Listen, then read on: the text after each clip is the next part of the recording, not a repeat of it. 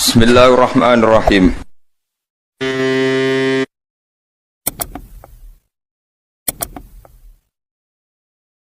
Dados cara pangeran nggih, cara pangeran niku an'am nggih, an'am niku kewan nggih. Nggih, an'am maknane kewan. Ketika difekihkan an'am nu namung khusus unta, sapi, wedhus. Ketika difekihkan, karena itu nanti punya akibat hukum fikih wajib nopo zakat. Tapi kalau secara ekosistem, secara sistem hewani, niku pancen kebutuhannya manusia. Kebutuhannya manusia nggih an'am niku. Mulane sebagian ayat diterangaken, niki rungokno tenan nggih, sebagian ayat diterangaken umpama Allah walau yu'akhidhu wa hunnasa bima kasabu ma taraka ala dhuriya min dabati walaki yu'akhiruhum ila ajalim musamma. Jadi sejauh Allah ijek nggawe kewan sing kena dipangan manusa niku berarti Allah kepengen manusa iku jek ana kehidupan. Kula baleni malih ya, anggere jek ana dabaru kewan napa mawon sing dadi sumber energine manusia niku berarti Allah urung kepengen nyiksa manusia. Nah kemudian itu menjadi masalah fikih. Nak ngono berarti kabeh kewan itu halal kecuali yang disebut Quran. Gini ku celeng. Terus ketambahan kita meyakini ketambahan mesti ini apa asu. Berarti bar celeng asu. Tapi masalahnya asu itu ora disebut Quran. Nah, tapi jare wong sing seneng ngaramno asu, Pak Mubaleke sing ngalalo asu ora disebut Quran. Jadi nak asu iku halal ditongseng merkarane gak disebut Quran, berarti sing ngalalo ya oleh mergo ora disebut Quran. Jare cangkem elek lho mboten kula. Kula nak nirokno mawon. Mergo sithik-sithik kudu haram iku ngenteni disebut Quran. Jare cangkem elek. Nah, itu bukan berarti harus semua kewan itu halal. Kulo niku mboten sombong, mungkin anak muda yang banyak mengkaji halal haram itu diantaranya saya. Kulo niku belajar halal haram mulai mazhab Syafi'i, Hanafi sampai macam-macam, sampai mazhab paling modern. Misalnya begini, sing kulo yakini nggih. Keyakinan kulo sing mesti haram mung kulo Syafi'i nggih. Celeng ijma nggih. Nah celeng napa? Ijma. Terus asu mendekati ijma. Asu mendekati napa? Ijma. Terus fahdin niku semacam macan ya, pokoknya fahdin, namrin, babrin. Pokoknya ngaji kados kula niku wis ngentekno nyawa tenan. Wong Arab ku nak nggih golongane macan ku nak singa niku bahasa Arabe asad nggih. Nah, terus macan niku ana fahdin, babrin, namrin. Niku jenis napa? Macan, mau macan tutul, macan Sumatera, pokoknya bahasa Arabe fahdin, babrin, namrin. Mulane kira regane aku itu dosa tenan. Kula neliti hukum nu nganti wis ora ana anak bojo tenan. Dadi kula ora pegatan wis apik ngoten mawon. Soale kula ora pegatan. Imam Sibawa nu seneng ilmu, bendina nulis kitab. Niku bojone niku cemburu. Pas Imam Sibawa ning pasar kitabe diobong. Ben ora sinau. Nyongkone bojone terus ngeloni bojone, jebule malah dipegat. Perkarane luwih seneng kitab timbang napa? Bojo. Nek bojo kula pun kompromi dadi wis Agus aku nomor 17, sing penting aja pegat dadi nomor 17 dadi. Kula niku duwe kitab Minhajul Abidin. Saeling kula niku nate tumbas swidak biji Minhajul Abidin karangan Imam Ghazali. Nate kula waca pas khole bapak niku swidak biji. Nak kitab-kitab kados Bidayatul Hidayah sing kados takrib wonten niku kula nak tumbas langsung kathah 20. Karena pikiran kula sederhana, kula niku wong alim. Dadi kadang ana tamu Gus kula pengen ngaji takrib, tak kei sak kitabe tak wacana. Lah anak tamune 20 ke ya tak kekno 20. Kok tak anggap engko sanggup mati ngoten mawon. Nah suatu saat Ikhya niku kula gadah sekawan. Mulai beda-beda cetakan. Niki cerita betapa untuk jadi alim itu. Karena cetakan sekali salah, kamu tidak punya pembanding kalau cetakannya apa? Sama. Jadi saya punya cetakan Darul Fikr, cetakan Indonesia, cetakan Darul Kutub Ilmiah, sampai cetakan Darul Qahirah Mesir. Terus masih punya sarahnya. Sarahnya Ikhya itu Ithafus Sadat Al-Muttaqin.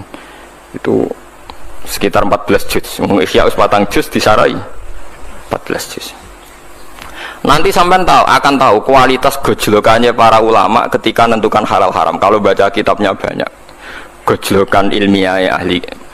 Misalnya begini, termasuk gojlokan. Ini gojlokan nyata antar ulama. Cara sampean pitik itu halal atau haram? Pitik halal. Oh, seneng itu bantrel halal. Nah, ukuran haram itu kan kewane jijikno. Di antara kaidah haram itu wa yukhillu lahumut thayyibat wa yuharrimu alaihimul khaba'ith. Khaba'ith itu barang sing jijikno. Wong ko WC ko ngising jenenge minal khubusi wal khaba'ith. Saiki tak bedheki. Mangane pitik iku apa? Lho ora usah munafik e, mangane pitik iku apa? Taek kan? Mangane pitik iku apa? Taek. Pitik ambek macan pria inti priayi apa? Macan. Nah, berarti sing mungkin haram pitik ta macan misalnya pertanyaan. Pitik. Lah saya iki gojlokane ulama. Kowe agak ora rasane dadi ulama. Dadi ora tau duwe pikiran ngene iki. Engko ora rasane dadi ulama. Sebab itu Ahmad bin Hanbal mau mangan pitik. Ndekne ora ro sunah Nabi carane mangan pitik. Mergo resikone dhuwur. Sono sing nggae kok ida lu macan duwe taring, Gus. Kewan iku nak sing duwe taring utawa cengkraman iku haram. Terus wong nyontokno nak manuk iku kaya bidu utawa alap-alap. Nak manuk gentilang halal ya cara keyakinan. Manuk terucukan halal.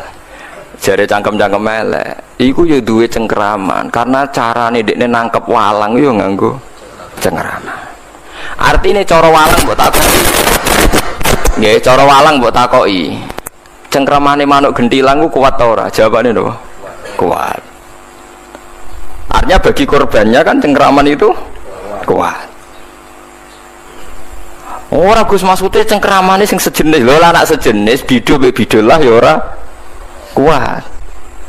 Bidu iku kuat nak nyengkram sak ngisor. Entek sampean nek kena ulama padha ulama gojlokan. Nah, terus ana kaidah meneh. Pokoke ngene. Nak madharat haram, nak gak madharat halal. Nah, saiki pertanyaane, cara ilmu medis, pitik iku rawan potensi flu burung. Bekecot gizine akeh. Perkara kan iki. Perkara nek contone jajal tes secara medis, bekecot mbek pitik potensi penyakitnya akeh ndi? Pitik. Berarti pitik haram mergo potensi misalnya menulari flu burung, bekecot halal, mergo gizinya banyak. Ajur nek kena mazhab-mazhab. Mulane masalah halal haram niku hake pangeran. Kita ora tau roh, sebab itu kita pakai imam. Dalam hal ini kita ngikuti sinten Imam Syafi'i. Tapi ngikuti itu bukan berarti kita terus sepaneng harus begitu. Karena kalau sampean sepaneng nanti sampean akan keweleh. Piye Imam Syafi'i di guru jenenge Imam Malik sing mudah menghalalkan kewan-kewan sing gak ono nase haram. Yang jelas Imam Malik termasuk orang yang melarang orang makan anjing. Jadi gak bilang haram tapi dia melarang murid-muridnya makan apa? Anjing. Ya orang juga gak bisa menebak apa melarang itu mengharamkan apa ndak. Tapi sing jelas jenenge nglarang gak ngongkon sing perlu dieling-eling nek jenenge nglarang iku mboten apa ngongkon. Nah itu sing niki penting kula aturaken karena siklus kehidupan sing dimaksud Allah niku pancen keng kewan. Mata raka ala dzuriya napa min dabatin. Mulane suket iku pangeran duwe adat. Sampeyan saiki tak bedheki. Mriki nek adarane suket apa rumput nggih. Suket mbek sapi ku larang ndi? Larang padha. Kowe ora tau dadi ilmuwan. Suket mbek sapi niku regane padha. Sampeyan nek duwe sapi niku rata-rata didol umur pinten taun? 2 tahun kan. Pinten regane nek sapi rega 2 tahun. Mulai cilik nganti 2 tahun regane pinten? Mboten jawab mawon. Wonten 7 juta. Pinten? 12 juta.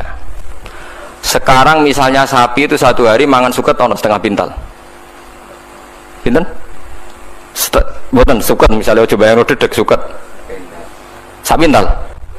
Pinten? Pinten kilo kira-kira mangani suket itu berapa kilo? 20.000 nggih. Nah.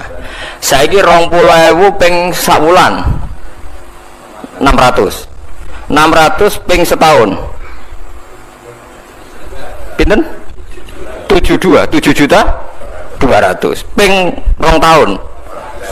Nah bodoh kan, mulane kena nyepelekno suket mbek sapi larang dia larang suket bodoh kan, mergo umure 2 tahun sapi iku padha karo umur suket sing dipangan.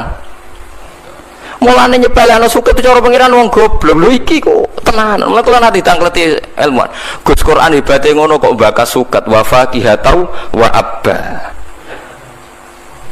Paham ya? Anna sobabnal ma'a sobba thumma syaqaqnal ardo syaqqa fa'ambatsna fiha habba wa inaba wa qadba wa zaituna wa nakhla wa hadaiqa hulba wa faqihatan wa abba. Tak jawab ku kiai kok bintu ora karuan suket mbek sapi regane padha.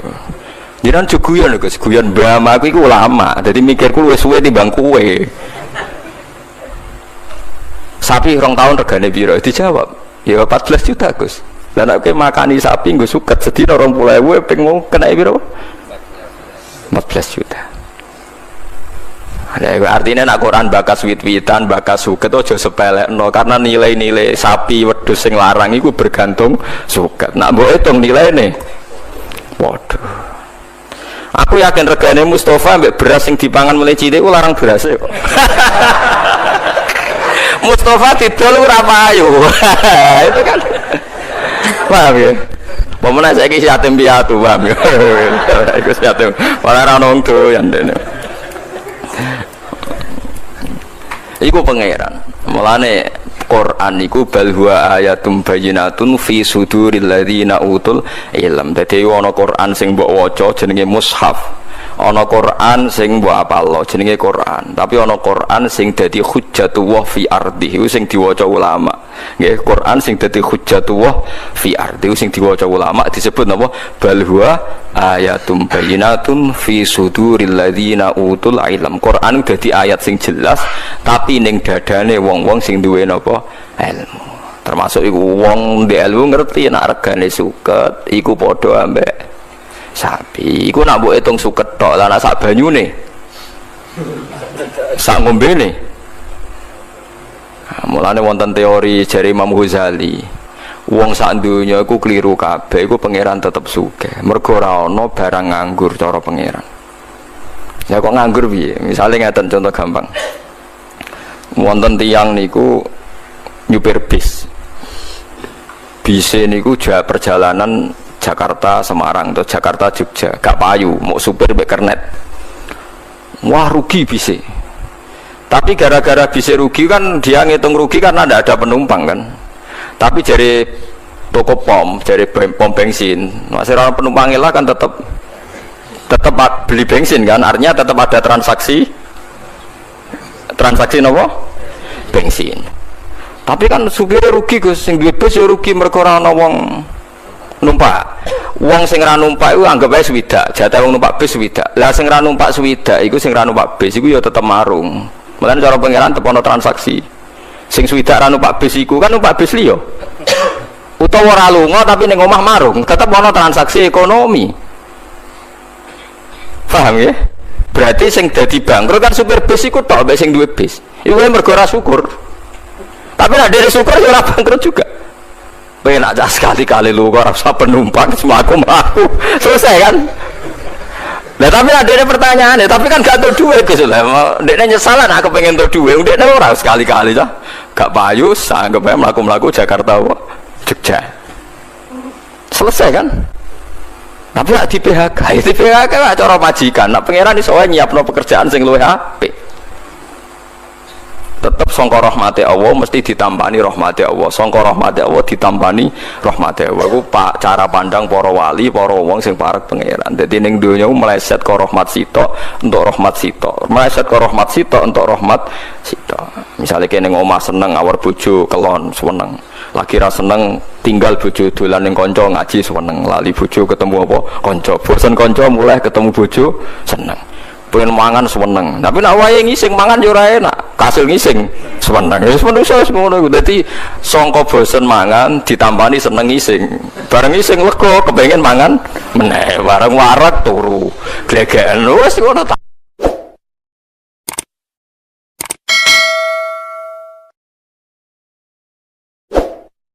Tapi monggo lah kita cerita-cerita Islam, cerita-cerita beragama yang rileks. Kita semua tadi seperti yang dikatakan Kadensus pernah disewani Mas Sufyan Sauri, juga beliau pernah ngaji. Sebetulnya dalam banyak hal-hal yang keseharian itu lebih prinsip ketimbang ide kita tentang hal-hal besar. Saya beri contoh, Allah itu Tuhan yang Maha Kuasa, yang menguasai alam raya ini. Kadang-kadang menjelaskan dirinya itu hanya alladzi at'amahum min ju'. Saya ini Tuhan yang memberi makan kamu saat Anda lapar, saat kalian lapar. Jadi untuk beriman kepada Tuhan yang Maha Esa, kepada Allah, kamu yakin yang memberi makan kamu itu Tuhan. Apapun kecewanya Anda terhadap tetangga, terhadap negara, terhadap mertua, terhadap istri, itu kecewa Anda tidak akan mati. Tapi kalau tidak makan itu mati. Sehingga Allah mensifati dirinya kadang pakai keseharian. Alladzi at'amahum min ju'. Tuhan itu siapa? Yang memberi makan kamu ketika lapar. Tapi kamu untuk syukur itu nunggu punya istri cantik, neriman, gampang diatur, membolehkan poligami. Terus 4 istri itu neriman semua, loyal semua. Itu sombong betul. Mau syukur saja kok repotnya seperti itu. Jadi mau syukur ya ada makanan dimakan. Itu kalau ngantuk ya tidur. Ayatnya wa min ayatihi manamukum billaili wan nahar. Maksud ayat Allah itu tidur. Nah, keangkuhan-keangkuhan ini yang menjadikan kita itu jadi repot hidup. Wong untuk syukur kok nunggu tadi. Mertua baik, tetangga baik, istri baik. Apa saja di sekelilingnya harus baik.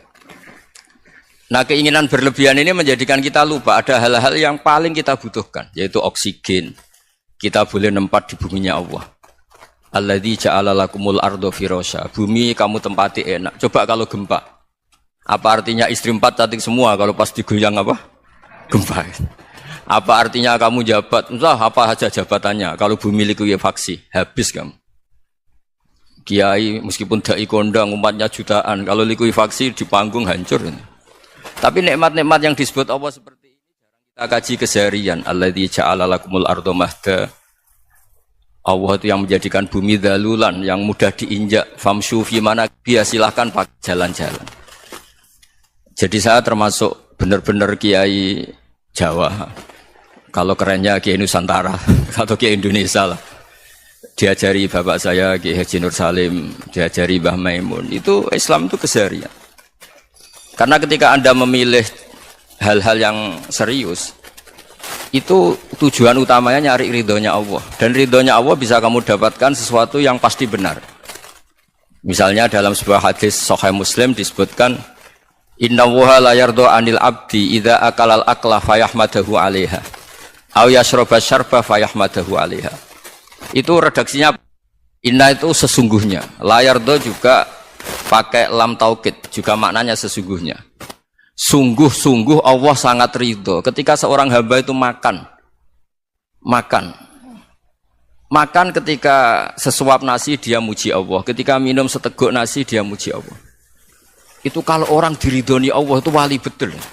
Itu untuk jadi wali itu gampang. Kamu makan ridho, kamu ninjak buminya Allah ridho, seneng, kamu hidup keseharian aman, seneng. Nah ini supaya sampean kita semua ngaji betapa panduan Rasulullah untuk menggapai ridho Allah itu banyak yang keseharian sekali. Saking kesehariannya banyak dalam hadis dan itu sahih. Nabi menyebut hal-hal yang keseharian. Hatta ma tas'alu fi imra'atika, kamu punya uang kemudian istri kamu bisa makan, itu ibadah. Bahkan sebagian ibadah itu dicontohkan Nabi yang akhirnya diprotes sahabat. Yaitu wafi buti ahadikum sodakoh, kamu menggauli istri kamu itu ya sodakoh. Sampai sahabat bilang yang benar ya Rasulullah. Ayati ahaduna syahwatahu wa huwa lahu ajrun. Masa urusan biologis, urusan syahwat kemudian dia dapat pahala. Nabi menjawab, alaysa lawadu'aha fi haramin akana alaihi wisrun. Bagaimana kalau dia meletakkan ke yang tidak benar, itu kan dosa. Nah, hal-hal seperti ini yang saya ingin teman-teman semua lah, semua. Saya juga agak ingin ngaji demi Anda juga agak ingin. Itu dosa sekali ngaji kok pesanan kelompok tertentu itu enggak boleh. Islam itu untuk semua. Jadi ya cuma karena di depan saya jenengan ya seakan-akan jenengan korbannya. Itu ada ilmunya dalam usul fikih itu. Jadi orang itu harus ngaji usul fikih. nama yang disebut, mungkin Mas Sufyan masih ingat zaman ngaji usul fikih, nama yang disebut itu tidak jaminan sebagai prioritas perintah.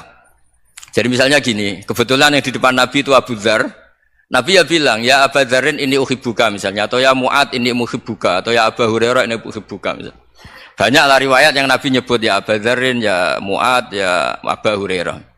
Kemudian misalnya Nabi meneruskan khitab, ini uhibbuka, saya mencintai kamu, fakul dubur sholatin, atau sebagian riwayat disebut fala tada'anna dubura kulli sholatin Allahumma inni ala dzikrika wa syukrika wa husni ibadatik. Saya mencintai kamu, siapa saja, Mu'ad bisa, Abu Dzar bisa, siapa. Saya mencintai kamu, mohon kalau habis sholat kamu jangan lupa wiridan Allahumma inni ala dzikrika wa syukrika wa husni ibadatik. Ya Allah, tolong kami permudah supaya mudah ingat engkau.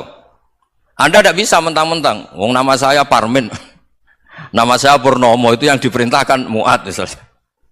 Jadi yang disebut satu, tapi khitab itu untuk siapa saja.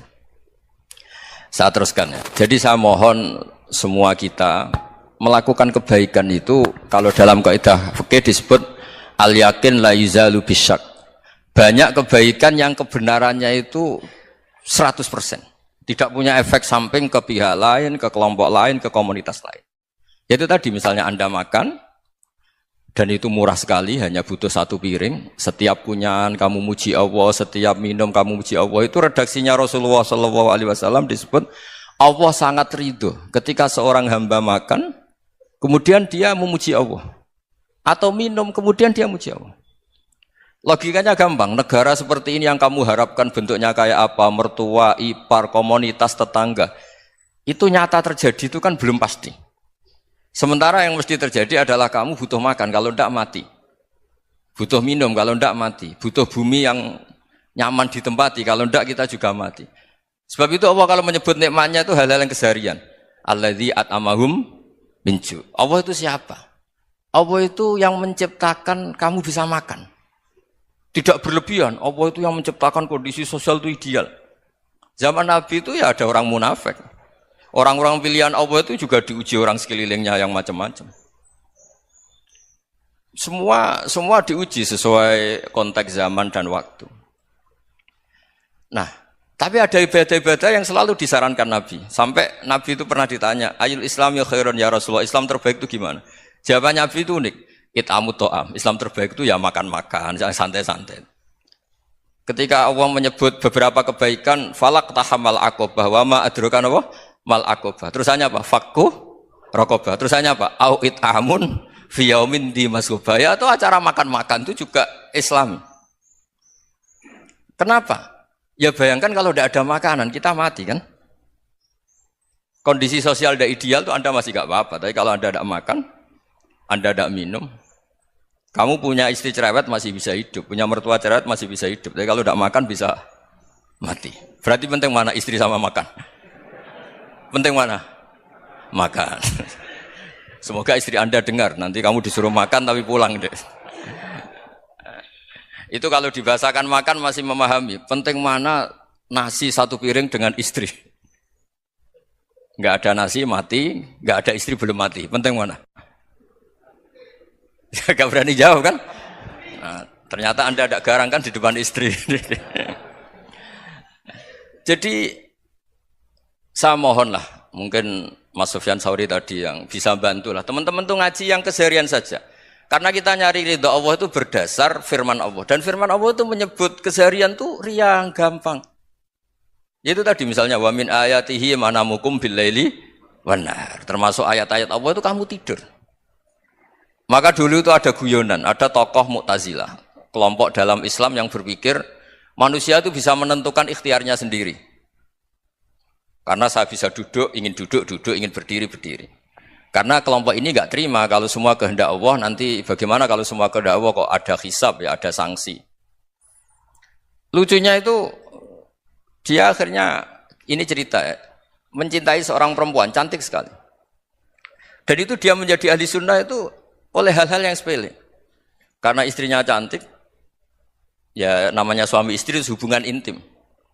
Terus ditanya, Mas, masih ingin lagi? Masih. Silahkan diulang lagi. Wah ya tidak bisa. Katanya manusia bisa menentukan yang diinginkan. Itu tobat itu. Itu nggak bisa ditobatkan Mas Sufyan Ats-Tsauri. Orang cantik yang mudah nobatkan orang itu orang cantik. Segampang itu. Akhirnya kita tahu. Makanya kalau dalam kitab Hikam itu disebut al-aqil mayyakul madza yaf'alu wa hubi wal ghafil mayyakul madza af'al. Orang yang punya akal karena sadar ini wilayah Allah, semua milik Tuhan. Itu dia tiap hari berpikir, besok Allah akan melakukan apa terhadap dunia ini. Kamu merencanakan sesuatu mau plesir ternyata gempa. Mau wisata ke Rusia ternyata perang. Kamu tidak pernah tahu apa yang akan terjadi besok. Wa ma tadri nafsum madza taksibu ghadan. Tapi Anda semua kita ini sering punya jadwal permanen. Makanya saya kalau diundang siapa saja, sanad takdir. Yang jelas Gus ini acara penting. Ya masih acara penting nak pangeran nang ngersakno piye? Kowe ape dadi pangeran, kamu kok mau jadi Tuhan. Itu kadang ya kiai gitu.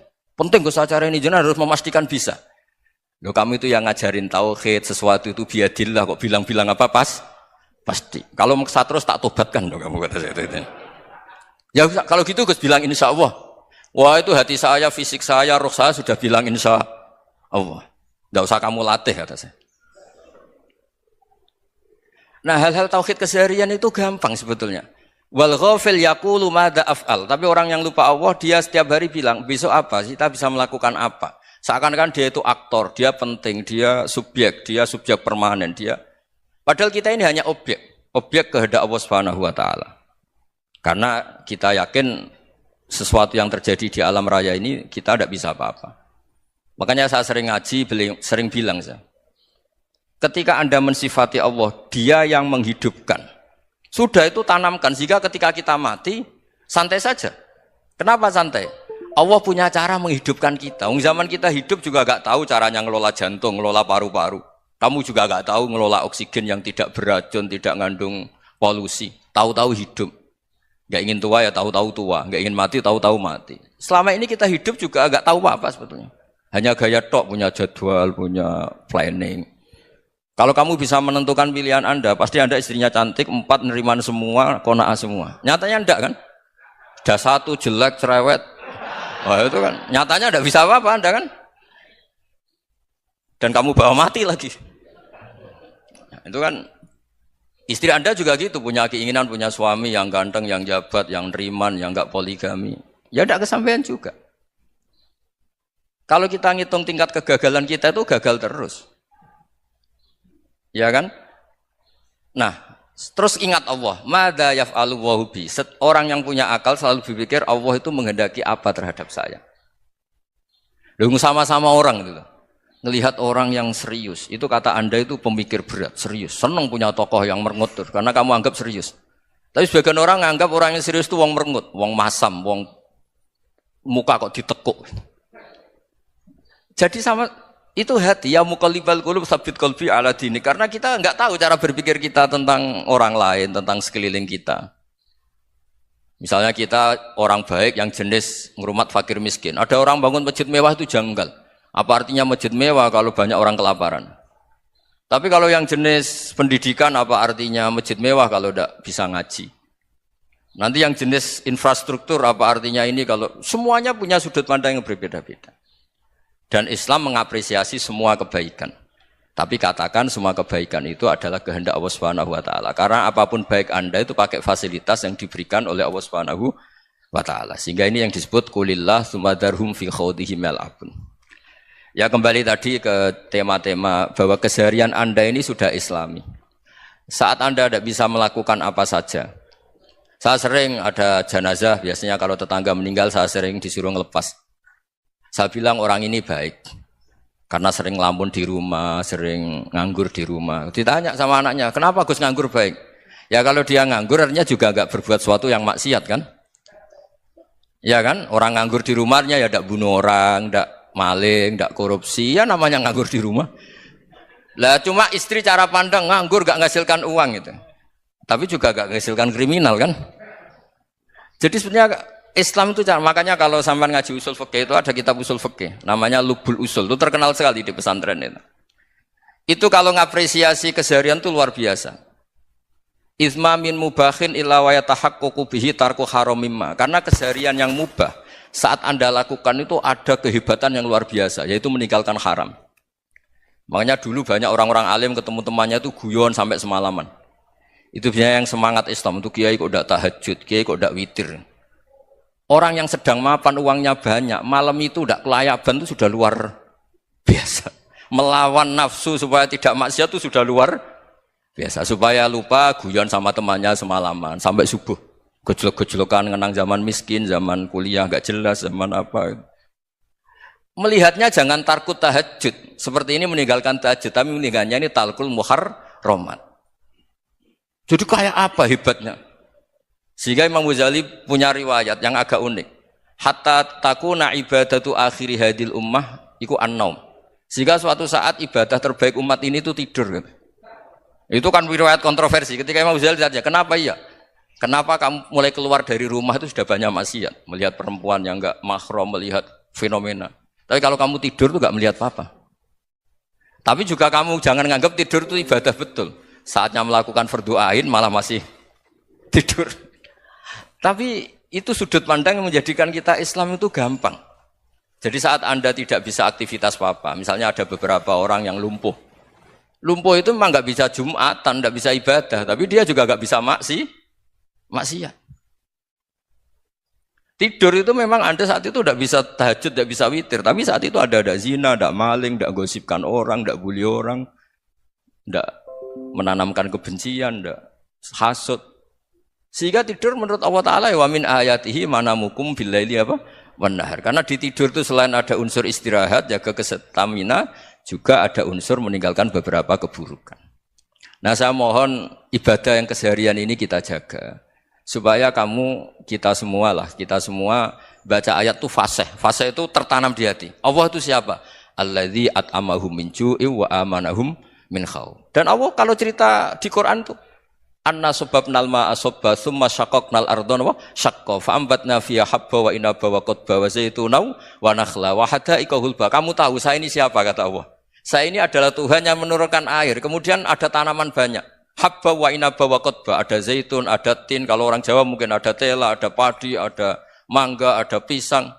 Sudah. Wa inaba wa zaituna wa nakhla wa hada'iqa hulba, ada perkebunan yang lebat. Tujuannya apa? Mata Allahkum, silahkan kamu pakai, kamu nikmati. Tapi karena kadang kita ini punya ide-ide besar. Tadi untuk syukur saja nunggu punya istri riman, rumah baik, tetangga baik, komunitas baik, semuanya baik baru syukur. Lama-lama nanti ada di surga, syukurnya nunggu surga paling kelas A. Itu sudah ada yang menghuni Rasulullah, kamu nggak boleh di situ. Masa untuk syukur saja? Repotnya Masya Allah. Jadi mohonlah Quran yang kalau Anda hafalkan juz sama itu kan ada ayat-ayat yang kayak tadi. Ya, fal yang dzuril insanu ila ta'ami. Coba lihat apa yang kamu makan itu, dari mana? Dan untuk mempertahankan hidup kamu keseharian. Jadi jangan kira ibadah itu harus membentuk komunitas yang versi Anda. Ibadah itu harus hal yang mulu-mulu. Kesehariannya Anda alami. Loh, ini saya tidak bikin-bikin. Saya ngaji bukan karena berdasar pesanan. Itu ayat yang saya bacakan betul ada ayatnya kan. Fal yang dzuril insanu ila ta'ami. Anna sababnal ma'a sabba tsumma syaqqaqnal ardha syaqqa fa ambasna fiha habba wa inaba wa qadba wa zaituna wa nakhla wa hada'iqa ghulba. Terusannya apa? Mata'al lakum, silakan kamu nikmati. Mata itu silakan kamu nikmati. Ya kayak sampean dikasih hidangan ya makan. Ya sudah makan. Habis makan ya minum. Habis itu ngantuk ya tidur. Ya sudah normal-normal saja. Kayak apa indahnya Islam. Tapi Anda mencari Islam yang gimana lagi? Nah itu yang diajarkan guru-guru kita, diajarkan sanad kita sampai Wali Songo, sampai Rasulullah SAW. Bahwa pada akhirnya ada jihad, ada perang. Itu dulu memang perang, bukan membunuh. Beda. Dulu kita dijajah Belanda ya perang, dan itu normal karena kita dijajah. Jadi ketika orang lain ingin baik sama kita, wa in ahadum minal musyrikin astajaruka ya fa'jirhu hatta yasma'a kalam Allah. Kalau mereka ingin baik ya kita baik. Makanya ada istilah musta'man, mu'ahad. Kalau mereka ingin damai, berdampingan dengan kemajmukan ya itu yang lebih baik. Karena memang Islam menghormati proses perdamaian. Wa in janahu nawa lisalmi ya fajnah lah. Kalau ingin damai ya kita harus damai. Jadi Andai kan dulu Belanda datang ke Indonesia kok minta besanan itu. Ya mungkin kita juga seneng karena memperbaiki hidung kan kalau minta besanan itu. Nah tapi wong jajah dulu itu kan masalah kan? Apa? Masalah kan? Jadi saya mohon jadi apa? Saya tadi minta sama Bapak Kadensus kemarin juga pernah main ke saya. Jangan sering ketemu saya ini sudah uzlah, saya ini sudah mau daftar jadi resi. Saya itu kemarin di muktamar juga agak datang, acara di Jogja juga sudah. Karena memang keluarga saya dulu itu bahasa ya, bapaknya bapak saya itu enggak keluar rumah itu puluhan tahun. Memang punya adat uzlah. Ya makanya ngaji saya ngaji aja yang gampang-gampang aja, yang enggak orderan, enggak pesenan ngaji aja dulu yang gampang. Saya ikhlas, yakin betul saya ikhlas. Ikhlas itu menurut saya itu roh. Orang enggak ikhlas menurut saya itu orang aneh. Ikhlas itu gampang, sudah saya bilang. Kalau kamu yakin ilmu itu milik Allah, ngasihkan juga ikhlas itu milik Allah. Apa sih yang kamu punyai sehingga kamu tidak ikhlas? Uang milik Allah, energi kita milik Allah, bumi milik Allah. Kemudian kamu merasa memiliki. Merasa memiliki itu kalau dalam ilmu tasawuf sudah kesalahan kan. Bagaimana Anda punya? Coba tahu-tahu tanah itu kok milik Anda. Karena saya beli, saya beli dari orang, dari Zaid. Padahal yang asli punya itu Allah. Apa benar kamu pernah beli sama Allah? Zaid ini pemilik nisbi, pemilik yang enggak sebenarnya kan? Ya enggak? Yang benar-benar pemilik itu Allah. Kok kamu ngerasa itu bumi kamu itu atas nama apa coba? Milik kan harus beli atau dikasih. Enggak semua kan? Nah, makanya itu famshu fi manakibiha dan Allah menyebutnya, sudah saya ini yang menciptakan bumi. Wallazi ja'ala lakumul arda dalulan. Dan Allah menyebutnya sederhana, famshu fi manakibiha, silakan jalan-jalan. Terusannya apa? Wakulu mirizki, silahkan makan-makan. Jadi Islam itu yes. Ya, makanya kiai-kiai itu ada acara makan, sampai ada guyonan fikuli makanin makan di setiap tempat ya makan. Nggih ngoten nggih, pokoke sing gampang-gampang mawon nggih. Nggih Mas Sufyan nggih sing gampang-gampang mawon nggih. Assalamualaikum warahmatullahi wabarakatuh. Nah, yang saya ingin tanyakan, bagaimana kita memupuk konsep persaudaraan tanpa memandang kepentingan duniawi? Bismillahirrahmanirrahim. Ya yang rileks saja ya. Saya pernah ketemu orang yang pakaiannya itu enggak, mungkin kalau orang syariat bilang enggak syar'i lah.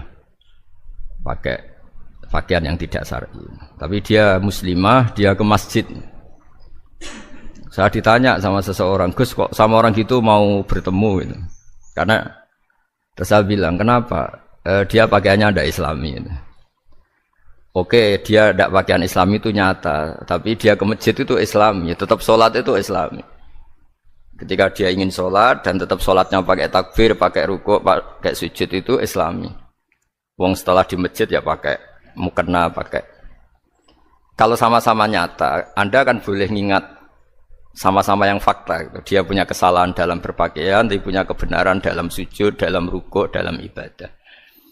Dan itu tradisi Quran. Quran ya cerita famay ya'mal mithqala dzarratin khairan yarah wa may ya'mal mithqala dzarratin syarran yarah. Apa susahnya sih ingat dua-dua sisi itu? Sama bernegara atau bertetangga, kita bayangkan jangan bernegara dulu, terlalu luas, bertetangga saja ukuran. Karena nanti sama, bernegara sama bertetangga itu hadisnya sama. Kita di kampung itu ya ada masjid, dan orang-orang yang enggak sholat juga nyumbang masjid. Bahkan ada yang nyumbang masjid banyak terus tidak sholat, karena keramik saya sudah sholat katanya. Saya pernah ketemu orang model gitu itu ya ada. Jadi, tapi ada juga yang sholat terus tapi nggak pernah nyumbang masjid. Ya orang banyak. Intinya itu Allah itu punya tradisi, punya sunnatullah. Kebaikan ya dihitung, kejelekan juga dihitung. Dulu ketika Rasulullah SAW hidup bersama komunitas yang majmu', itu sebetulnya permintaannya Nabi, jangan halangi kami saat mau beribadah. Dulu sampai perang karena mereka menghalangi. Sebenarnya problem mereka wa yasudduna an sabilillah, menghalangi. Sebenarnya kalau dulu saling toleransi ya enggak ada masalah. Artinya ketika Anda ingin sholat di Indonesia enggak dihalangi, ingin pengajian enggak dihalangi, sebenarnya ini enggak ada masalah. Ya soal ada kebaikan, ada keburukan ya mulai Nabi Adam sampai sekarang sampai kiamat. Itu cara pandang. Jadi cara pandang kita terhadap orang lain itu harus hal-hal yang nyata. Kalau kesalahan mereka nyata, kebaikan mereka juga nyata. Kenapa kita hanya ingat sisi yang jelek, tidak ingat sisi yang baik? Saya sering cerita ke santri-santri saya, setiap saya pengajian diundang orang di mana-mana itu saya mesti istighfar. Karena nggak ada pilihan. Saat saya datang ke pengajian di Sulawesi misalnya, saya tinggal ngaji di sini. Saat saya ngaji di sini, ninggal undangan yang di sana. Hidup itu tidak banyak pilihan, meninggalkan kebaikan, melakukan kebaikan. Artinya gini, dalam kebaikan saja ada kebaikan yang ditinggalkan. Apalagi dalam kejelekan. Makanya di sini ada pepatah terkenal dalam ilmu tasawuf tuh. Wastighfaruna yahtaju ilal istighfar. Saat Anda baik saja butuh istighfar. Bapak saya kalau guyon gini, Mas Sofyan. Ada imam istiqomah jadi imam masjid sampai tua sampai batuk-batuk. Itu bagus istiqomah. Tapi itu masalah kata Bapak. Akhirnya enggak kaderisasi katanya. Itu istiqomah apa enggak mau diganti orang lain katanya. Ada kiai dai di mana-mana. Itu mesti orang muji, oh itu dai di mana-mana, laris enggak pernah di rumah. Pondoknya pasti bubar itu karena ditinggal. Jadi kebaikan seperti ada orang sering sowan kiai. Wah itu malah lebih masalah lagi kan. Kadang kiainya pas istirahat, yang disalamkan template uang jatah susu anaknya. Hari itu waya tagihan malah lari sowan kiai. Jadi harusnya di rumah ada fardu ain tagihan listrik entah apa. Jadi makanya di hikam itu terkenal kata-kata manusia itu siapa? Manusia itu mangkanat mahasinuhu masawiyah fakih falatakunu masawihi masawiyah. Manusia itu orang ketika baik saja salah, apalagi pas salah. Coba saya misalnya pidato begini, di atas panggung saya orang alim pidato nasihati orang. Di saat yang sama seperti yang tanya Mas Wildan tadi, ada agak sopannya. Di situ ada mungkin orang yang lebih sepuh timbang saya. Masa lebih muda kok di atas? Yang di bawah lebih tua. Ada agak sopannya. Mau enggak pidato disuruh, mau di atas disuruh, enggak sopan sama yang. Tapi misalnya yang paling sepuh pidato enggak pernah ngaji kok pidato terus gimana? Artinya ketika kita baik saja ada salahnya, apalagi pas salah. Sebab itu ajaran Rasulullah itu suruh berdoa Rabbana dzolamna anfusana. Sebelum minta itu merasa ya Allah kita ini mendolimi diri kita sendiri. Karena dalam pilihan-pilihan itu pasti ada salahnya. Coba misalnya Anda bangun masjid habis 2 miliar. Yang harusnya 1 miliar sudah jadi. Terus nanti suatu saat ketemu Allah ditanya. Itu ada orang miskin, fakir miskin, yatim. Andai kan kamu sumbang 1 miliar itu sejahtera semua. Gara-gara kamu bangun masjid terlalu mewah. Ya tapi kadang-kadang orang kebaikannya itu orientasinya bangun masjid, gak tertarik nyumbang fakir. Saat itu cara berpikir gitu mau apa? Tapi kalau dia mau luhur manusia terbaik karena bangun masjid 2 miliar, coba diaudit secara kepentingan syar'i. Penting mana dengan ngasih makan fakir miskin? Penting mana dengan menikahkan janda misalnya? Penting mana dengan pendidikan? Apa artinya masjid mewah orang nggak tahu halal haram, nggak tahu najis, nggak tahu cara sesuci, nggak tahu cara adzan yang benar. Terus penting mana untuk beli kitab sama dipakai masjid? Apa artinya beli kitab apa tapi nggak makan? Penting mana makan sama beli kitab? Ada auditnya. Makanya manusia itu ketika baik pun disuruh istighfar. Apalagi ketika salah. Nah dengan perasaan seperti itu kebencian pada orang lain luluh karena potensi baik pada orang lain ternyata tinggi. Dan potensi salah ke kita juga tinggi. Nah dilatih gitu. Jadi di Ihya itu ada kitab tawadhu. Kitab tawadhu itu dilatih. Ketemu orang tua. Huwa aksaru ibadatan. Dia mesti ibadahnya lebih banyak karena lebih tua timbang saya. Pasti sholatnya lebih lama timbang saya. Ketika Anda sudah tua melihat anak-anak, huwa aqallu minni maksiatan. Mesti maksiatnya tidak banyak karena masih kecil. Terus ketika melihat orang fasik maksiat, la'alla wa yatubu alaih fa inna wa tawwabur rahim. Mungkin Allah memberi tobat, bisa saja. Umar itu ingin bunuh Nabi, tapi Allah memberi tobat. Yang sowan kiai saja tidak mesti dapat tobat. Umar ingin bunuh Nabi, tapi Allah memberi tobat. Akhirnya ya tobat jadi Islam yang baik. Dalam sejarah Wali Songo, Kalijogo sowan Sunan Bonang itu ingin garong. Tapi malah jadi muridnya jadi wali. Kalau Allah sudah menghendaki tidak ada ya. Perang Uhud orang Islam kalah itu karena panglimanya siapa? Khalid bin Walid. Tapi dia malah yang dapat hidayah. Nah, sama orang yang sekarang Anda benci bisa saja Allah merencanakan ada apa? Hidayah di situ. Dan kita yang merasa benar jangan saja ada rencana Allah bikin kita su'ul khotimah. Na'udzubillah min dzalik kan tidak pernah tahu. Nah, dari tidak pernah tahu itu orang diusahakan tawadhu. Wa ma adri ma yuf'alu bi wala bikum. Kita tidak pernah tahu. Makanya meskipun saya ini kiai terus kata orang banyak itu ketop. Kalau istighfar ya nangis betul ya. Cuma kan enggak perlu di depan umum. Nanti jaga penampilan kan ribet kan nanti. Sudah nangis enggak ikhlas, enggak mutu. Ya gitu ya. Yang Mas Wildan tadi apa pertanyaannya diulang? Selain masalah akhlak tadi. Tentang bagaimana cara kita bersaudara tanpa memandang kepentingan duniawi. Nah ya makanya tadi saya bilang bernegara itu pakai hadis, misalnya Nabi pernah ngendikan kamu itu punya 3 tetangga, yang satu punya 3 hak, yaitu dia tetangga kamu, dia seagama kamu, dia sesaudara kamu. Jadi ada 3 hubungan, seagama, sesaudara, dan tadi apa? Dia tetangga kamu, dia seagama dengan kamu, dia masih kerabat kamu.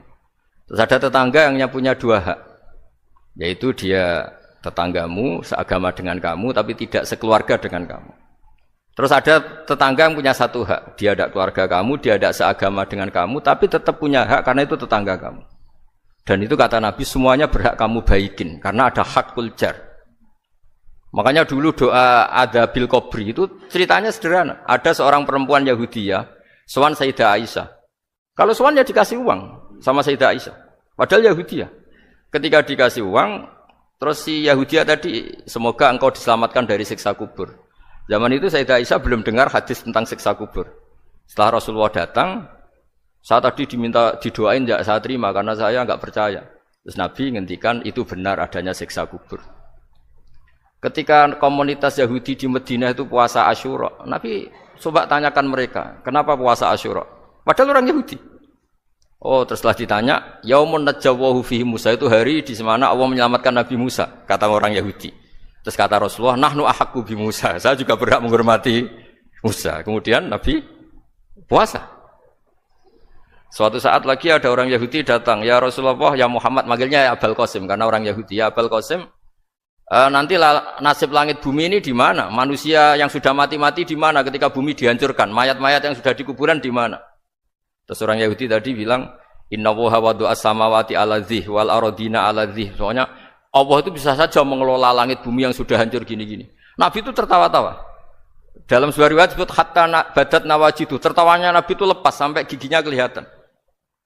Kata rawinya tasdiqan liqaulil khabri, karena Nabi membenarkan orang Yahudi tadi. Jadi intinya dalam banyak hal itu ya dicari kesamaan. Makanya kalau interaksi dengan kelompok lain kata Nabi la tusaddiquhum wa la tukadzibuhum. Kamu jangan mengiyakan juga jangan menolak. Kamu tolak jangan-jangan pas yang sama dengan ajaran kita. Kamu benarkan jangan-jangan yang tidak sama. Ya sudah, kalau enggak sependapat ya jangan ngambil sikap. Nah itu juga yang dipraktikkan Rasulullah SAW. Nabi yaqumu lailatan yuraddidu hadil ayat. Nabi pernah sholat 1 rakaat hanya ngulang 1 ayat. Itu aja agak selesai. Yaitu ngulang-ngulang ayat fa'aqulu kama qala al-abdus sholih in tu'adzibhum fa innahum ibaduk wa in taghfir lahum fa innaka antal azizul hakim. Pun Gusti kula nyerah. Semua ini hamba jenengan, monggo jenengan napakno sing duwe jenengan. Intinya itu ini wilayah jenengan ndak wilayah saya. Nah kadang-kadang kita sebagai manusia itu jumawa seakan-akan itu wilayah kita.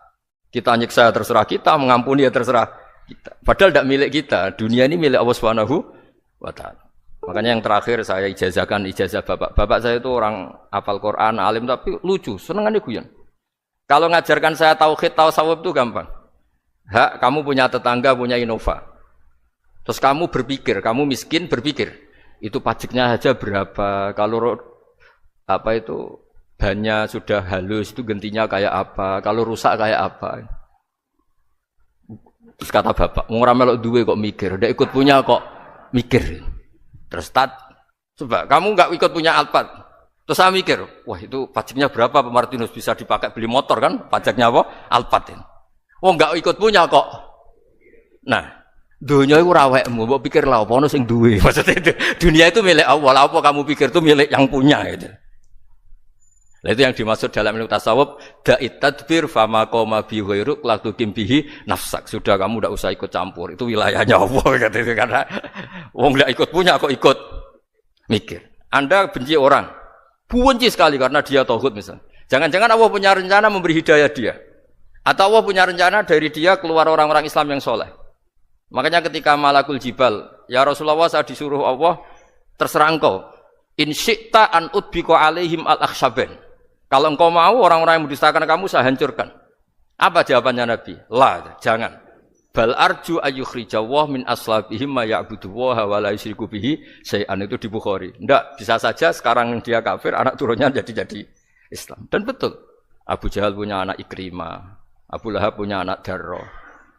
Walid itu musuh besarnya Nabi, punya anak Khalid.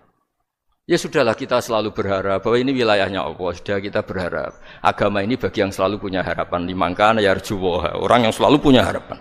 Kita berharap tambah hari tambah baik, tambah damai, tambah kondusif, tambah segalanya baik. Dan saya seperti ini juga ingin ikhlas dan akan selalu ikhlas. Ya, saya sering bilang kalau pejabat mau sini itu sering tak ngel-ngel. Saya ini sudah ingin Indonesia itu baik itu tanpa diminta. Kalau diminta itu malah seakan-akan saya belum melakukan, ini kan. Sudah saya lakukan kok baru diminta. Karena ini wilayah kita semua, artinya ingin baik itu keinginan kita semua. Status kita. Kata Sayyid Zabidi dalam kitab Ithaf, keinginan baik itu syakhsiyatuk wa hakikatuk. Itu kamu sekali.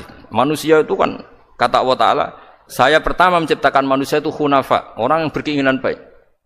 Baru digoda setan terus macam-macam. Jadi keinginan baik itu hakikatuk wa syakhsiyatuk. Itu kamu sekali. Ingin baik itu kamu sekali. Itu status kamu katanya. Makanya orang preman kayak apa, mabuk kayak apa, ada orang kecelakaan, pikiran pertama itu nolong, itu yang normal. Soal ada kasus, pikiran pertama ngambil HP-nya itu 0,sekian persen. Jadi pikiran pertama mesti nolong itu, karena itu syakhsiyatuk wa hakikatuk.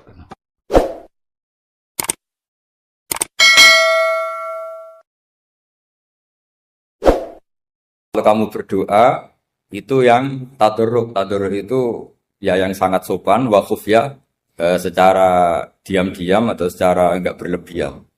Terus hanya ayat innahu la yuhibbul mu'tadin. Allah itu tidak suka orang yang melewati batas. Itu termasuk melewati batas dalam doa karena ada unsur mendikte Allah. Saya memberi contoh tadi. Misalnya kita sebagai cowok berdoa, ya Allah saya ingin punya istri cantik, sholihah, nasabnya baik, enggak pernah cerewet, enggak pernah apa. Itu kan nanti nyarinya juga susah. Nanti kalau Allah menjabatkan itu adanya di surga, ning donya ora payu rabi, kira-kira.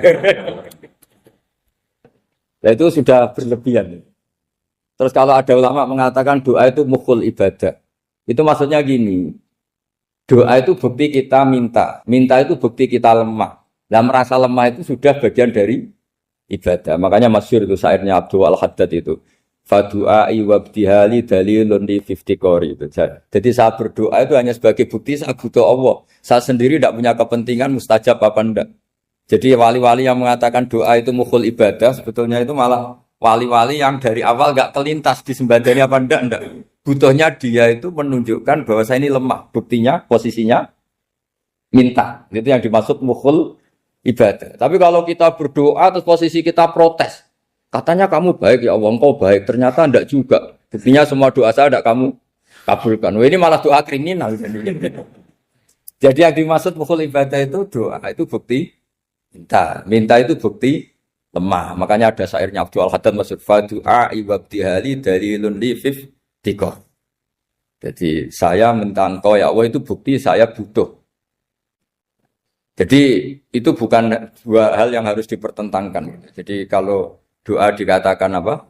Ibadah karena di doa itu minta. Nah, minta itu bukti merasa kita lemah. Berarti kita sa'il Allah mas'ul. Kita minta Allah yang kita mintain. Kita menengadah Allah yang berposisi memberi. Itu saja sudah cukup sebagai ibadah. Meskipun doa kita tidak mustajab. Karena memang tadi seperti itu. Kalau di ilmu-ilmu tasawuf itu apa ya? Doa itu memang benar-benar sudah mukhul ibadah karena tadi perasaan merasa butuh sama Allah itu. Nah, merasa butuh itu, kalau kita berdoa merasa butuh sama yang kita minta, itu dalam ilmu tasawuf sudah kriminal, berarti kamu lebih butuh makhluknya. Misalnya begini ya, saya ingin punya rumah bagus, terus setelah punya rumah kredit saya utangnya banyak. Sebetulnya saya itu tidak pernah ingat Allah.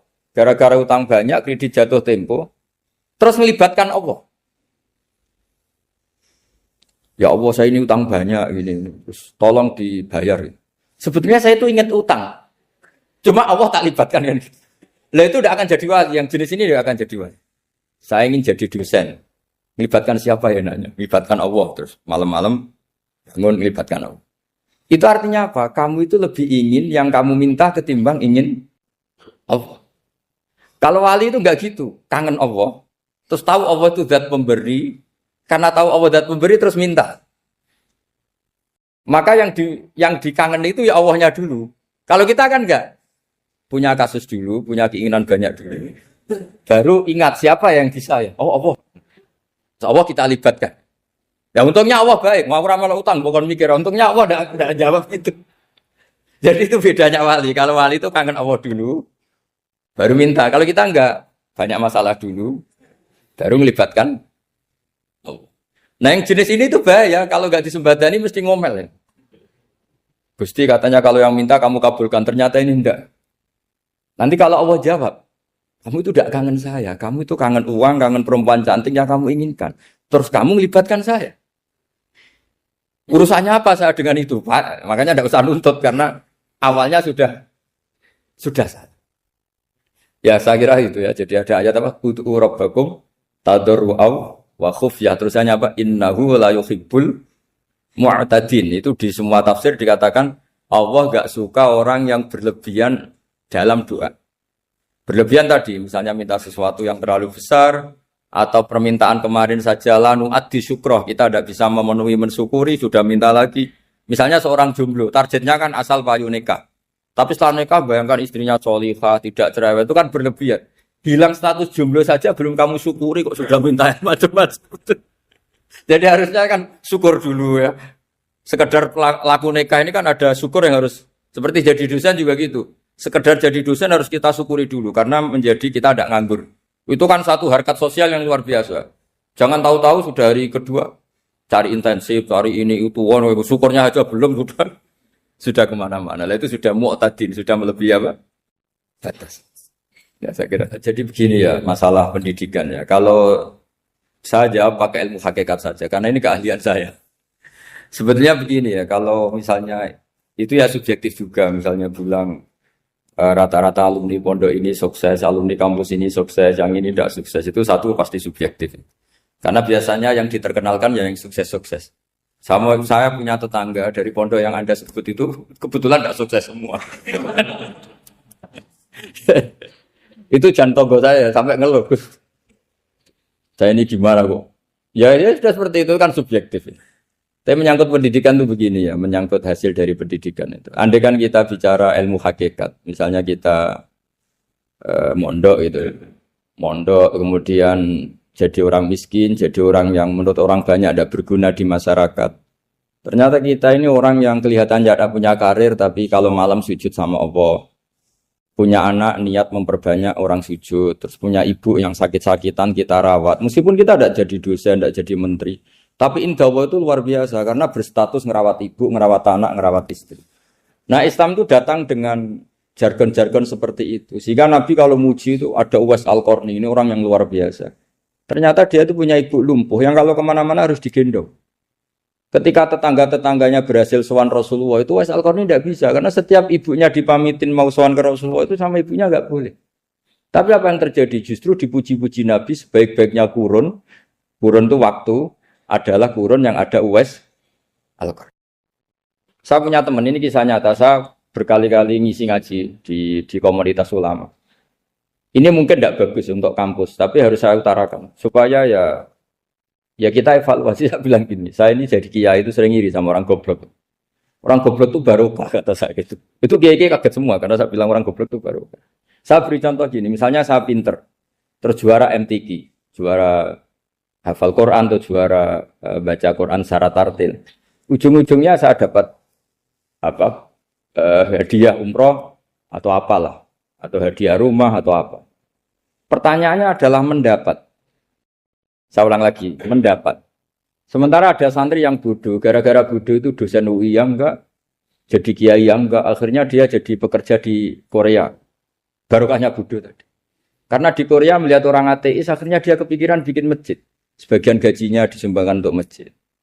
Ini bodoh pendiri masjid. Tapi kita gara-gara dosen dakwah di masjid, ini pinter dapat uang dari masjid. Nah ini bukan nyindir, ini biasa saja. Ini maksud saya. Maksud saya, kamu jangan ngabaikan hidup. Akhirnya apa yang terjadi? Saya ini punya teman, ini betul. Saya ini kan kecelok dulu tuh Gus Alim. Nasib saya di mana-mana dihormati. Kadang saya merasa dosa. Kok dihormati? Saya punya teman, dulu gobloknya minta ampun sekolah, sekelas maksudnya. Gobloknya, soalnya gobloknya harus disepakati. Sudah. Ya, goblok mujma'alah kira-kira. Singkat cerita, dia itu hidup di pedalaman Kalimantan sekitar tahun 92. Dulu kan biasalah di dalam hutan itu pasti ada penebangan hutan macam. Dia ada bosnya, yang jelas dia ada bosnya. Saya yakin juga agak kriminal. Karena dia tidak yang illegal logging. Pokoknya ditakdir dia hidup di tengah hutan. Ikut orang. Setelah itu dulu gak ada HP. Sering kirim surat ke saya, Gus, saya ini hidup di tengah hutan. Tapi saya ini muslim, pernah mondok. Kalau gak bikin Jumat itu gak enak. Bikinlah dia Jumatan. Nah karena dia pernah ngaji fikih Syafi'i, kalau Jumatan gak ada orang 40 itu harusnya zuhur, tidak Jumatan. Tapi orang yang kerja di situ tidak mau. Wong dino Jumat kok zuhuran loh Pak. Kalau dino Jumat ya Jumatan ya. Tanya saya, Gus itu kalau ada kaulnya enggak supaya Jumatan ndak orang 40 sah. Singkat cerita dia lama-lama jadi pendiri masjid di situ. Dia punya sedikit gaji ya dipakai masjid, punya sedikit tanah diwakafkan untuk masjid. Artinya apa? Indawa ini banyak orang bodoh, ternyata di komunitasnya dia muassis, pendiri, pemberi. Sementara kita yang kecelok pinter, dapat umroh, dapat bonus. Kira-kira nanti kita ketemu Allah. Kamu pernah nyumbang Islam apa? Yang bodoh jawab, oh nanti Gusti bikin masjid di pedalaman. Kita yang pinter. Kayaknya kalau memberi, enggak lah Gusti. Reputasinya mendapat. Ketika Nabi memenangkan perang Badar, itu ada Asra Badrin, tawanan-tawanan perang Badar. Nabi suka musyawarah, suka rembukan. Ya Abu Bakrin, menurut kamu tawanan ini diapakan? Kata Abu Bakar, hum asyiratuka. Mereka itu keluarga engkau, orang-orang Quraisy. Ya dibebaskan saja.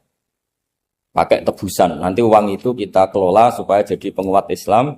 Dan orang-orang ini merasa utang jasa karena harusnya dibunuh tapi kita bebaskan. Terus tanya, bagaimana kamu ya Umar menurut kamu? Kata Umar, ini kan orang-orang yang dulu ingin bunuh kamu. Yang ingin menghabisi jenengan, ingin dan sudah ngusir jenengan. Ya setelah ketangkap ya dibunuh kok repot. Apa kata Rasulullah? Rasulullah spontan ngendikan, innama salaka ya Abu Bakrin kama sali Ibrahim. Kamu ibarat kayak Nabi Ibrahim. Izqala faman tabi'ani fa innahu minni wa man asani fa innakal ghafurur rahim. Jadi Nabi Ibrahim itu unik. Melihat umat itu sesyafakoh itu. Syafakoh itu banget sayangnya. Nabi Ibrahim cara berpikir, faman tabi'ani fa innahu minni. Orang yang ikut saya ya Allah pasti golongan saya. Tentu layak masuk surga. Wa man asani, orang yang mendurhakai saya, fa innakal ghafurur rahim. Engkau Maha Pengampun. Bukan yang mendurhakai langsung masuk neraka, enggak. Engkau Maha Pengampun. Wa masalu kaya Umar kama salin Nuh. Isqala rabbi la tadzar ala ardi minal kafirin dajjara. Umar, kamu mirip Nabi Nuh. Inginnya semua orang kafir dihabisin. Ya masyhur kan Nabi Nuh itu enggak ingin ada orang kafir sampai ada banjir tufan. Nah kalau sampean tanya bedanya apa dengan garis keras sekarang? Bedanya ya beda sekali. Kalau Nabi Nuh benci sama orang kafir itu diserahkan yang punya. Sehingga yang punya yaitu Allah yang menghukum dengan banjir bandang. Tapi kalau kita kan kadang kita bertindak sendiri. Jadi potensi disalahkan. Yang jelas dalam hadis-hadis sahih, Nabi Nuh itu tidak bisa mensyafaati karena itu. Ketika diminta syafaat, ini hadis sahih bukan ada di Bukhari, ada di Muslim. Karena biasanya kalau di kota itu ditanya, ini sahih enggak? Untungnya yang tanya kadang enggak paham, ini alhamdulillahnya. Jadi wah repot. Nabi Nuh itu diantara sebabnya enggak bisa mensyafaati adalah pernah corong Jawa maksudno kaume. Kalau dalam bahasa Arab itu da'a li zaidin berarti mendoakan positif. Kalau da'a la zaidin mendoakan negatif. Kalau orang Jawa itu ada doa, ada pasot. Nabi Nuh adalah orang yang pernah maksudkan kaumnya. Nah, Saya cerita sedikit tentang Nabi Nuh dan Nabi Ibrahim. Nabi Ibrahim dianggap tadi cerminannya Abu Bakar, dianggap niru Ibrahim, cerminannya Umar, dianggap niru Nabi siapa? Nabi Nuh. Lalu kalau sampean tanya, bedanya gimana? Begini logikanya. Kita mengkaji secara akademik begini. Ada ulama besar, namanya Abdul Hasan Asyadili, itu masyhur di Indonesia menjadi Thariqah Asyadiliyah. Terus ada seorang muridnya minta gini, ya Abdul Hasan Asyadili, tolong saya dikasih ijazah supaya saya tidak pernah maksiat di bumi ini. Karena saya takut sama Allah, kalau saya maksiat itu merasa tidak nyaman dengan Allah. Abdul Hasan Asyadili ini malah marah besar. Atuhibbu alla tadhara maghfiratu. Kalau kamu tidak pernah maksiat, berarti kamu suka maghfirahnya Allah Ta'ala itu tidak kelihatan. Karena tidak ada yang maksiat. Tapi bukan dukung kamu yang tidak ada. Ini cerita ilmiah. Tapi kalau Sayyid Abdul Al-Haddad, itu kebalikannya. Ada orang fasik gitu, hidup berkeliaran, mengganggu masyarakat, ganggu ketertiban agama. Ada kiai atau siapa gitu mendoakan supaya tobat atau dikasih panjang umur supaya nanti bisa tobat. Itu beliau, Sayyid Abdul Al-Haddad marah besar. Man da'a li fasikin bil baqa faqad ahabba ayyusawahu fi ardi. Orang yang mendoakan orang fasik hidup berarti dia suka Allah dimaksiati di buminya. Jadi akhirnya jadi kutub besar, yang satu Syadziliyah, yang satu Haddadi. Kenapa ya? Karena tadi yang satu cerminan Nabi Isa, yang satu cerminan Nabi Yahya. Sebagaimana sabda Rasulullah tadi, ulama ummati ka anbiya'i bani Israil. Juga masyhur dalam aplikasi pengajaran juga gitu. Masyhur sekali dalam kitab-kitab diceritakan. Kalau Sayyid Abdul Haddad, kalau ada orang sowan itu, kamu ngaji sama siapa? Sama si A. Pernah nangis gak pas ngajar? Gak pernah.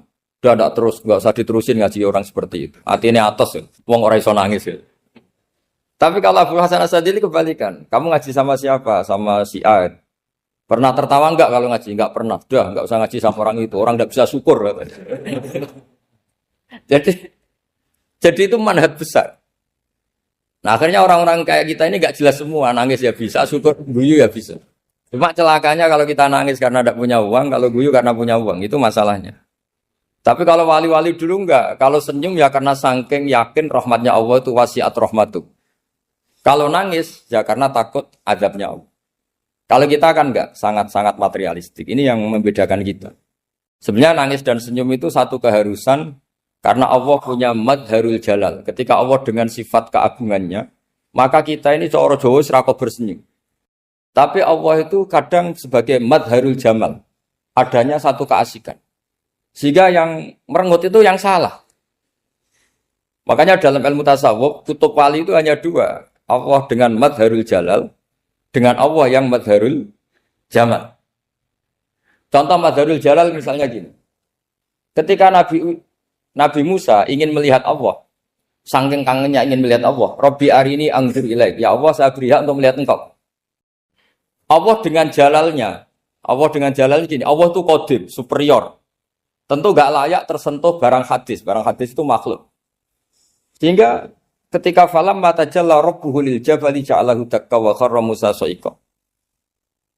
Sehingga enggak levelnya apapun hebatnya Nabi ini tetap makhluk. Sementara Allah itu qadim. Enggak kuat. Makhluk yang fana ini, yang profan ini enggak kuat. Enggak kuat menampung zat yang qadim, yang superior. Sehingga gunung pun hancur. Nabi Musa pingsan. Tapi ketika Allah dengan madharul jamal. Madharul jamal itu Allah dengan keindahannya, dengan kasih sayangnya, memberi hak makhluknya untuk melihat. Nah, di sini ini Allah sering ngendikan wujuhu yauma idzin nadhirah ila rabbiha nadhirah. Nanti ada wajah-wajah yang di surga itu melihat saya kata.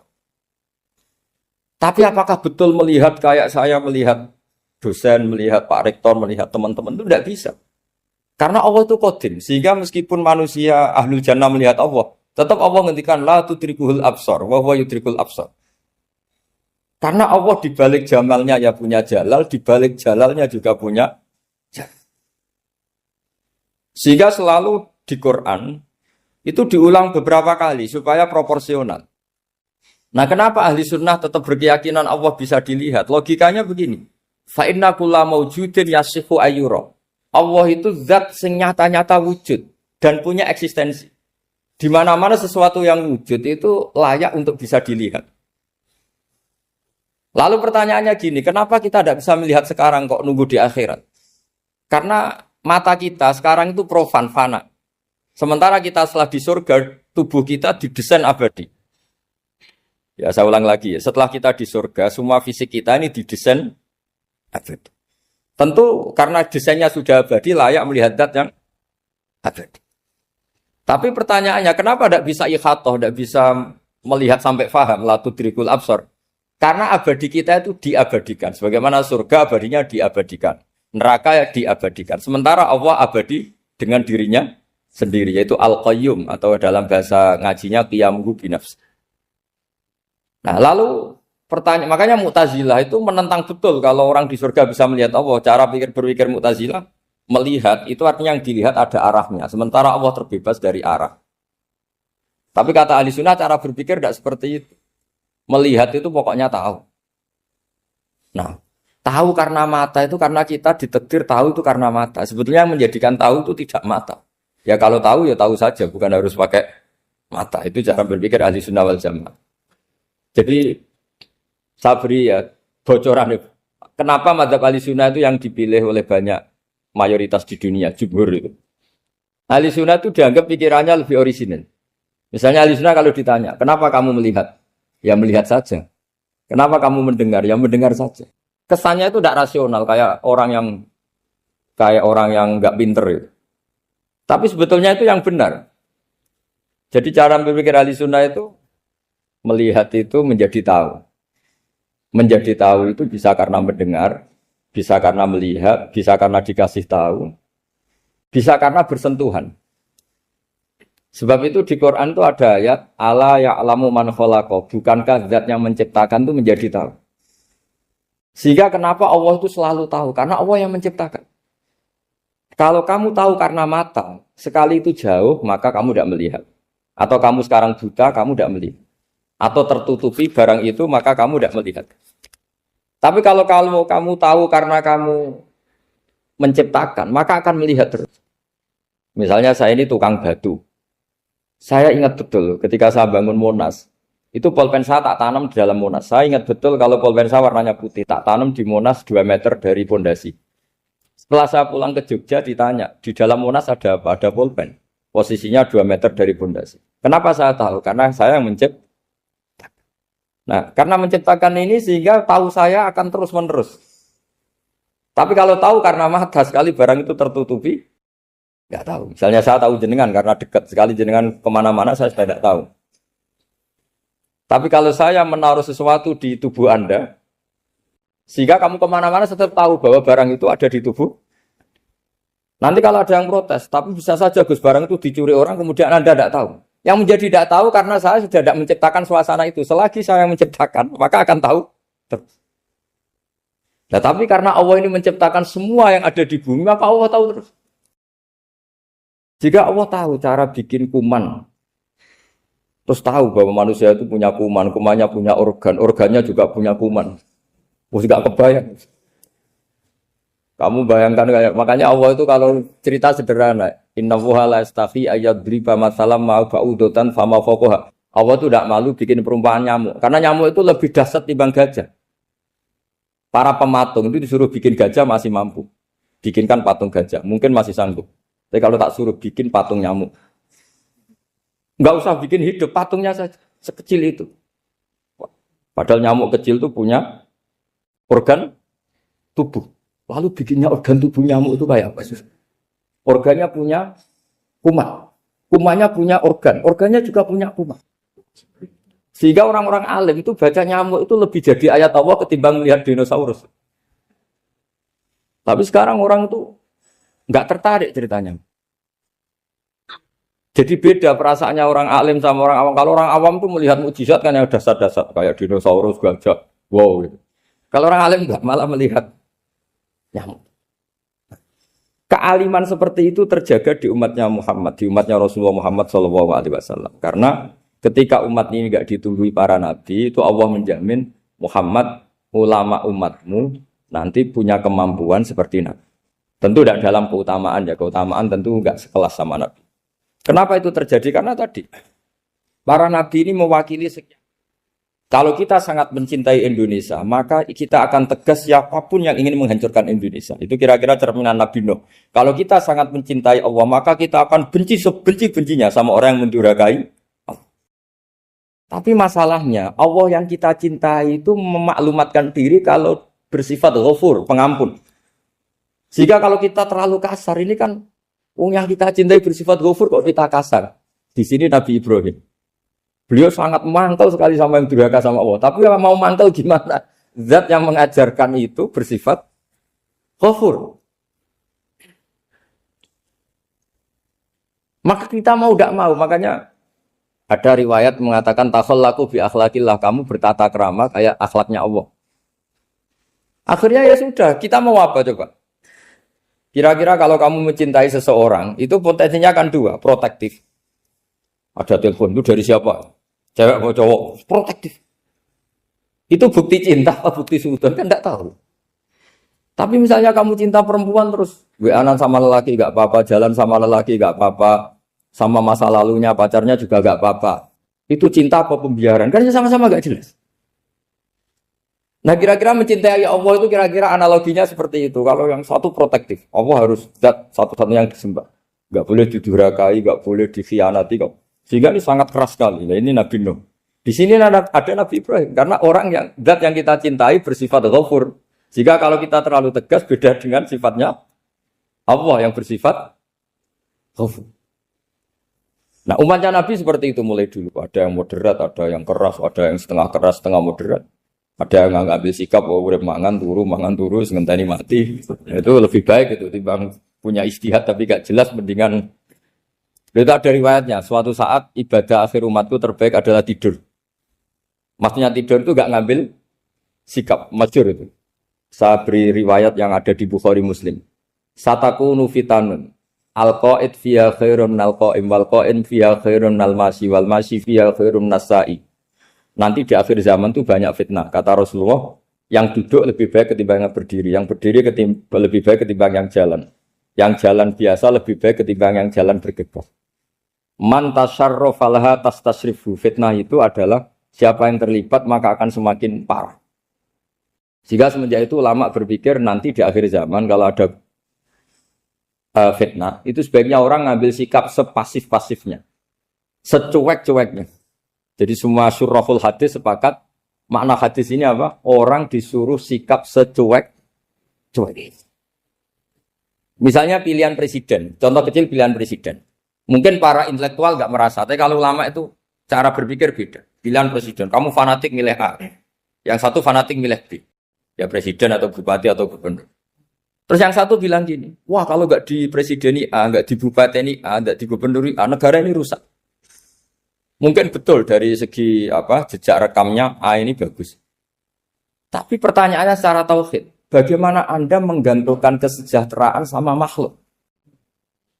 Kamu nggak pernah terusik begitu kan para intelektual? Itu kan melukai. Bagaimana mungkin Anda menggantungkan kesejahteraan dengan seorang makhluk? Wah kalau di presiden A pasti Indonesia makmur, kalau bupati A pasti Sleman makmur, pasti Bantul makmur. Nah, bagaimana mungkin makhluk yang sedang soleh kamu pastikan selalu soleh? Wong dia makhluk bisa berubah. Sementara yang B misalnya fasik, wah kalau dipimpin B pasti rusak negara. Bagaimana kamu pastikan B yang fasik selalu fasik? Biar aja dia husnul khotimah. Yang fasik pas mimpin jadi soleh, yang soleh pas mimpin jadi fasik. Akhirnya ulama karena tahu sifat manusia itu baru badan kendali di tangan Allah. Sikapnya nggak jelas. Saya ini termasuk orang yang terkenal nggak jelas. Karena kalau ditanya, Gus sampean milih presiden mana, bakti mana? Sanad pangeran sing dadi aku loyalin. Wah, anut pangeran yo kacau. Wah, luwih kacau menan anut pangeran kan. Ini kan sudah tidak sambung karena pikirannya ulama. Memang nggak beda, cara berpikir ulama itu beda. Bahkan bapak saya itu kalau didik saya itu begini. Kalau meseli saya atau ngirim saya dulu itu kan pakai mes. Ini uang kamu 500.000 untuk kamu. Mesti ditambahi 100.000 ini untuk buat jajan sama teman-teman. Mesti ada uang pokok, ada uang sodako. Dulu saya sering tanya, kenapa Bapak sangat menghormati teman-teman saya? Kata Bapak, kowe mondok iku aku ora iso nyukupi, sing iso nyukupi ya kanca-kanca. Ternyata betul, rata-rata anak kuliah atau anak mondok, uang pribadinya kan 8 hari dari dikirim sudah habis. Berarti kan masih 22 hari kok bisa hidup, itu kan barokahnya teman-teman itu.